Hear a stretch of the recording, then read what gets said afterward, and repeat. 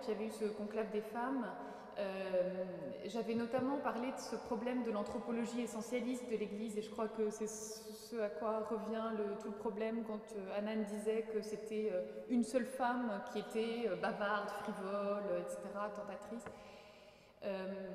Quand on est essentialisé, quand on a une nature, un certain type de qualité, un certain type de rôle possible, de fonction, de vocation, on est enfermé, et aussi bien les femmes que les hommes, de toute façon.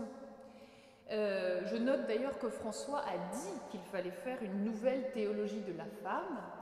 Alors, il faut déjà lui dire qu'on ne peut pas dire la femme, mais bon, ça va peut-être être le cours numéro 1. Mais même si le terme est malheureux, il n'en demeure pas moins qu'il a raison. Et alors, ce qui est fantastique dans l'enquête que je mène en ce moment sur ces jeunes catholiques, c'est que, bon, déjà, ce qui leur fait peur, c'est qu'ils pensent vraiment que le genre, c'est la négation de la différence des sexes, la volonté d'annihilation. Donc, évidemment, ça n'est pas du tout ça. Je suis d'ailleurs frappée de voir que systématiquement, tous les articles qui émanent de ceux qui s'opposent au genre résument toujours les études sur le genre à ce qui sont en fait les études sur le queer. Donc c'est toujours Judith Butler, la grande papesse du genre, mais Judith Butler, c'est pas la papesse du genre, c'est une représentante du courant queer. Donc évidemment, quand on fait parler les mauvaises personnes sur quelque chose, on en arrive à des raccourcis comme ça. Mais ce qui est fantastique, c'est que donc ces jeunes qui m'expliquent à quel point la complémentarité homme-femme est importante, à quel point c'est vraiment fondamental, c'est une richesse, etc. Quand je leur demande de me dire, ok, mais alors c'est quoi pour vous un homme, c'est quoi pour vous une femme, ou c'est quoi pour vous le masculin, c'est quoi pour vous le féminin, puisque donc c'est censé se compléter et faire des choses merveilleuses, alors qu'est-ce qui complète quoi? Et là, en premier lieu, c'est oui, non, mais en fait, c'est très difficile à définir parce que je ne veux pas tomber dans les stéréotypes et dans les clichés. Et puis, il ne faut pas faire de généralisation parce qu'il y a une nature, mais on ne peut pas dire des normes parce que sinon, les gens, ils ont quand même le droit d'être différents. Donc, parce que ces jeunes, ils sont en même temps très intelligents, très cultivés, etc.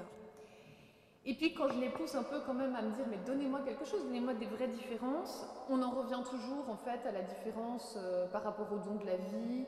Et alors on est dans une vision vraiment très évidemment classique et traditionnelle du père qui apporte la distance, l'extérieur, la protection, et puis la mère qui est dans le don d'elle-même, le service, etc. Mais ce que je trouve intéressant là-dedans finalement, et ça revient encore à la peur du changement, c'est que je me suis rendu compte que peut-être la plus grosse difficulté, et c'est ce qui m'inquiète personnellement par rapport à l'Église catholique et par rapport à la possibilité de contribuer à un changement et de sortir de ces attitudes machistes. Ce qui m'inquiète, c'est que bon, il y a peu de chances que ça vienne d'en haut, mais la base, bien sûr, elle est multiple, mais ceux qu'on a entendus ces derniers mois et qui, j'ai l'impression, monopolisent quand même le discours catholique sur le sujet, cette base, elle a un profond dégoût même du changement parce que ces jeunes sont dans une perspective où ils se sentent héritiers d'une civilisation, d'une histoire, d'un passé qui fonde des valeurs, des repères et qui leur semblent essentiels. Et ils ont le sentiment que le méchant pouvoir socialiste, puisque c'est quand même aussi comme ça que ça se résume, veut arracher tous ces repères et donc que ça va être le néant. Alors c'est pour ça que je me dis que la formation et l'éducation sont vraiment les clés. D'abord parce que quand on peut plus parler, il y a vraiment un problème. Et que le fait de donner une formation par exemple aux prêtres ou aux personnes qui sont très investies dans l'Église sur ces questions, ça ne voudrait pas leur dire vous pensez faux, l'anthropologie de l'Église c'est faux.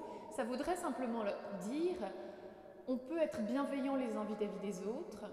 Il y a des personnes qui ont réfléchi à ces questions et qui pensent qu'un autre regard est possible. Et pourquoi pas essayer de l'entendre et d'y réfléchir. Après, on peut rester chacun sur ses positions, mais au moins d'abord, on arrête d'avoir peur d'un espèce d'ennemi diabolique. Et on peut aussi essayer de comprendre l'autre perspective, c'est-à-dire la perspective où ce monde n'est peut-être pas si parfait que ça, parce que ce monde, il est héritier d'un modèle de domination. Et les études sur le genre, c'est ça qu'elles entendent interroger, c'est ce modèle de domination. Alors bien sûr, ça implique du changement, mais rien que le fait qu'on puisse se comprendre et peut-être faire entendre que cet androcentrisme et cette dominance masculine, elle existe et qu'on en a encore énormément de signes dans la société et dans l'Église, et que tout cela ne veut pas dire déconstruire tous les repères, mais simplement essayer de sortir de ce modèle, ça serait vraiment intéressant. De manière connexe, je crois qu'il faudrait repenser aussi le rapport au corps, et j'ai l'impression que les femmes payent dans les religions ce lien très puissant qui fait qu'elles sont du côté du charnel, du péché et de la tentation. Alors ça, on en a bien sûr parlé dans toutes les exégèses qui ont été faites, mais je crois qu'aujourd'hui encore, le fait que le discours de l'Église catholique, par exemple, fasse que le seul acte sexuel acceptable, c'est l'acte sexuel qui donne la vie, ça implique quand même que la jouissance est coupable, que l'homosexualité est évidemment inacceptable, et que je dirais que toute relation, tout rapport à la sexualité qui n'est pas pensé du point de vue d'un coït classique, qui voit en fait dans l'acte sexuel uniquement la pénétration, c'est-à-dire qu'on est quand même dans un modèle complètement, encore une fois, du point de vue de l'homme, je me dis que le christianisme, c'est aussi penser la force de l'incarnation, la force de la création avec des corps qui sont appelés aussi à jouir, à découvrir énormément de choses par les sens, et que tant qu'on maintient ce lien au péché, d'abord donc on ne peut pas accepter d'autres formes que voilà, la sexualité purement tournée vers la vie. Et je trouve que ce discours est vraiment très hypocrite. Il condamne la contraception, il condamne l'homosexualité, il exige en plus donc une déconnexion totale de la sexualité pour les religieux, pour les prêtres, etc. Et je me dis que ça, c'est un vrai travail à faire qui peut aussi aider les femmes. Et puis le dernier point, et je sais que tout le monde n'est pas d'accord là-dessus, mais moi j'y tiens énormément, c'est repenser le langage. Parce que le langage est politique. Et quand on voit par exemple, je donne toujours cet exemple à mes étudiants, puisque j'enseigne donc en partie l'histoire de l'Angleterre et des États-Unis, et les étudiants se trompent toujours entre the US is ou the US are, et ils ne savent jamais s'il faut accorder au pluriel ou au singulier. Et c'est un exemple magnifique parce qu'on disait the United States are avant la guerre de sécession, quand ce pays n'était qu'une agrégation de plusieurs États qui s'étaient mis ensemble pour être plus forts. Et puis il y a eu cette guerre qui a failli déchirer le pays, enfin qui l'a déchiré, et il y a eu le sentiment que peut-être on n'arriverait plus jamais à recoller les morceaux. Et à la fin de la guerre de sécession, c'était plus important que jamais de proclamer l'unité nationale. Et à partir de ce moment-là, on a dit « The United States is ». Parce que ce qui comptait, ce n'était pas l'agrégation de tous ces États ensemble, c'était l'unité de la nation. Alors c'est un exemple, mais c'est un exemple qui montre que le langage n'est jamais neutre, que c'est pas comme ça, et puis ça serait faire mal avec la langue, etc., que de faire autrement. Vous savez que le masculin l'emporte sur le féminin en France uniquement depuis la fin du XVIIe siècle, et qu'avant c'était pas le cas, c'était la règle de proximité. Et alors, moi ce langage, il m'enferme, il m'emprisonne.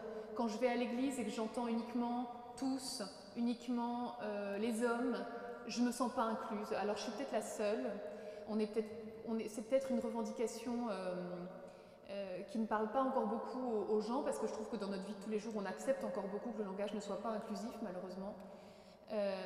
Mais c'est quelque chose que je trouve important, et je dirais que cette réforme du langage, il faudrait qu'elle ait lieu d'un point de vue féministe, inclusif, avec l'utilisation du langage épicène, mais il faudrait aussi qu'elle ait lieu en réfléchissant au sens qu'on met derrière les mots. Parce que ce langage, il est aussi médiéval. On parle de maître, de seigneur, de tout-puissant glorieux. Personnellement, je n'arrive pas à mettre du sens derrière ces mots quand je pense à Jésus. Et il y a eu une initiative en Allemagne pendant le carême, c'est une de mes amies IES diacre de l'Église réformée qui m'en a parlé, une initiative où on proposait le jeûne du jargon de l'Église. Alors ça a été très contesté, mais je trouve que c'est drôlement intéressant, Parce que si on essayait de, effectivement, prier, parler de Dieu autrement qu'avec un jargon derrière lequel on met plus de sens, ben peut-être qu'on découvre des richesses formidables. Et je crois qu'en tout cas, en ce qui concerne le langage, ça serait un signe pour rendre les femmes visibles aussi. Parce que le masculin neutre, il invisibilise les femmes. Voilà, je vous remercie.